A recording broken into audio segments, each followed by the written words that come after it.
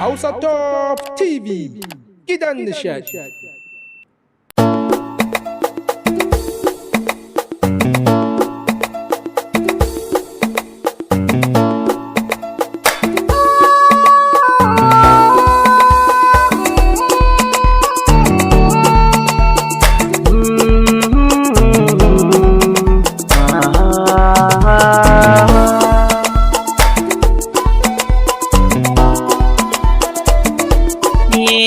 Da soyayya na fito na samu guri a bar suna na gano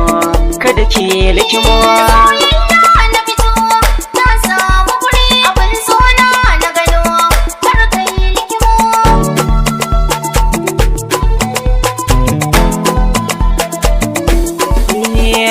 Kalle idona na kalle kici kalle ne za ki fahimta a kauna ki nake nuni so ya rike ne ya sanya jiki na rauni jirgin kauna ya dauke ni ya lula ne na yi tunani a masoya babu kamar ni na ga abar so kauna ta saka rudani su ne ya saka na zamo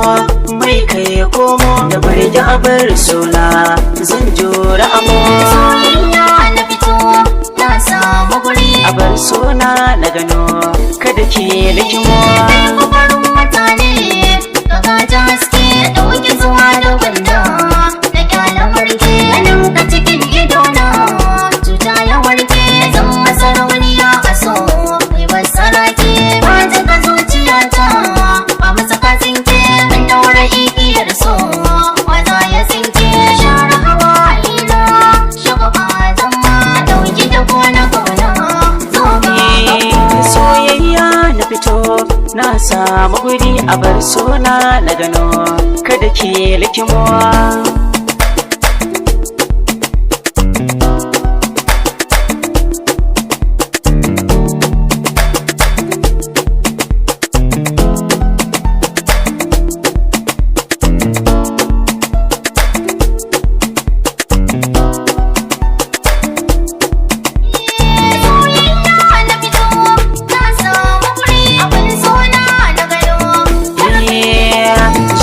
Kiga mai san ki da kaunar ki da gaskiya mai share hawayen ki ya sanya ki dariya ke nafi so na rike so babu batun tambaya zan zama sanyin idan ki sai kin yi tutiya duka bukatun ki za na jure wa dawainiya balle mu zamo miji da mata a gida daya ranar ba kuka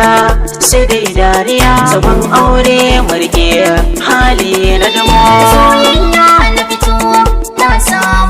a bar suna na gano kada ke likimo. Na da wani ya zan yi biyayya ga mijina zan zama tota makar wata baiwa dan kauna ita barka kullum zanar banda dare rana na roki ilahi ya ban mai suna kuma mijina